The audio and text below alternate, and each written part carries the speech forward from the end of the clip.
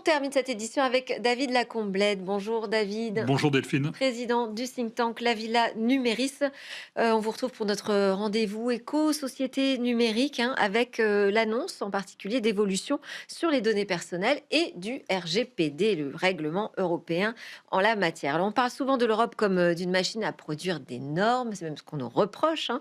Puis là, paf, surprise, on voit la Commission qui présente un projet de loi qu'on appelle Omnibus, hein, et qui dit vouloir tenir compte en fait de l'évolution du marché, notamment en matière d'intelligence artificielle. Il semblerait qu'il y ait une sorte de vent de simplification qui soufflerait sur l'Europe. Le RGPD est une religion et les régulateurs en sont ses apôtres. C'est une loi et un règlement assez récent, 2018, et pourtant il s'est imposé comme central sur notre beau continent, Ouais. avec effectivement des annonces un peu anticipées de la Commission européenne, on les attendait, et plus fortes que escomptées, avec finalement un principe de réalité qui s'impose, et on est en train de passer d'un texte quasi dogmatique à un risque qualifié et mieux anticipé.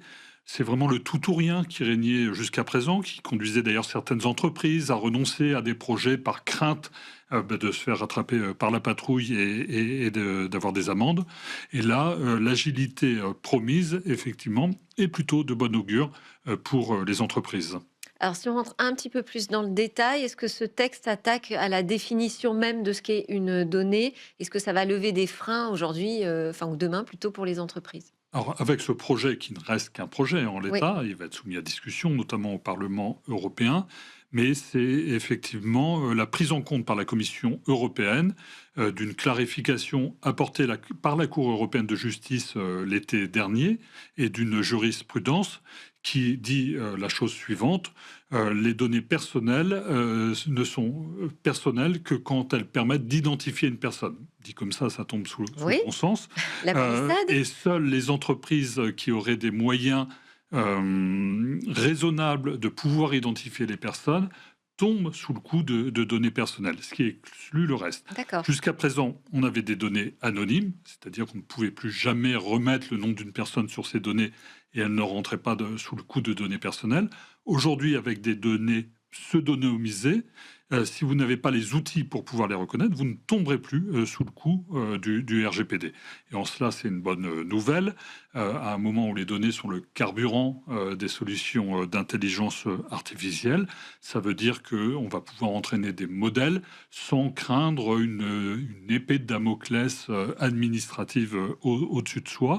C'est le retour du bon sens, en quelque sorte, où on ne va plus être obligé de construire des murs autour de coffres-forts dont on avait pourtant perdu la clé.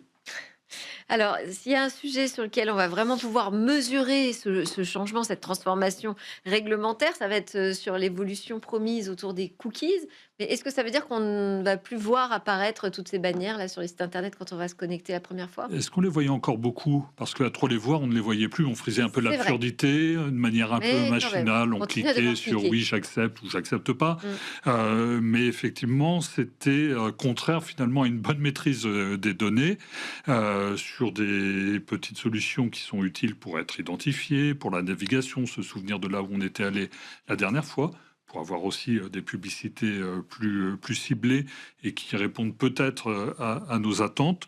Le consentement va demeurer, mais il sera peut-être moins systématique et passera très certainement par les navigateurs. Alors, qui dit navigateur dit big tech, donc va dire aussi vigilance, bien sûr, des pouvoirs publics, ne serait-ce que vis-à-vis de ceux qui en sont les opérateurs et pour l'essentiel des grandes entreprises américaines. Et oui. Est-ce que vous y voyez aussi la perspective peut-être de moins de bureaucratie? Parce que je vous ai déjà entendu hein, présenter les régulateurs un peu comme des gendarmes. Ah, c'est vrai que c'est un peu shérif, fais-moi peur, cette affaire, avec une commission européenne et des pays, la France parmi les plus zélés, ne serait-ce qu'avec la CNIL, qui privilégiaient plus souvent le bâton que la carotte. En tout cas, ils étaient perçus comme tels par les entreprises, et un tableau de chasse dont il faut bien reconnaître qu'il était conséquent, avec des amendes, et qui constituait d'ailleurs une communication régulière. Alors effectivement, là, il y a la promesse d'un guichet unique, donc peut-être moins de formulaires à remplir, et c'est toujours ça de prix.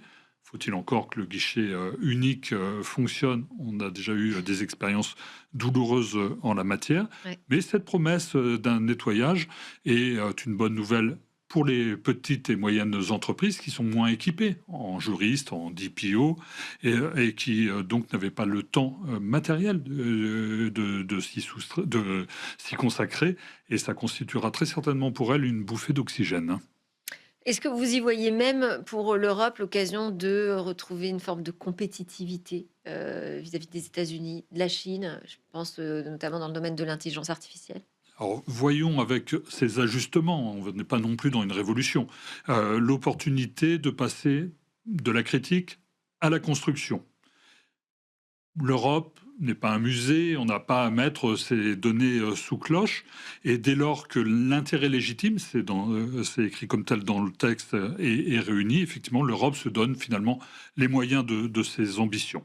Néanmoins, la simplification promise n'est pas la banalisation. Il faudra être vigilant, ne serait-ce que sur les décrets d'application, puisqu'on le sait bien, le diable se loge souvent dans les détails. Oui, merci beaucoup, David Merci. Lacomblène. Je rappelle que vous êtes le président de la Villa Numéris. Merci pour vos éclairages, vos points de vue dans Smart Tech. Merci à tous de nous suivre. C'était Smart Tech, votre émission sur le numérique et toutes ces transformations autour de l'intelligence artificielle. On se retrouve très bientôt sur la chaîne Bismart. Excellente journée à tous.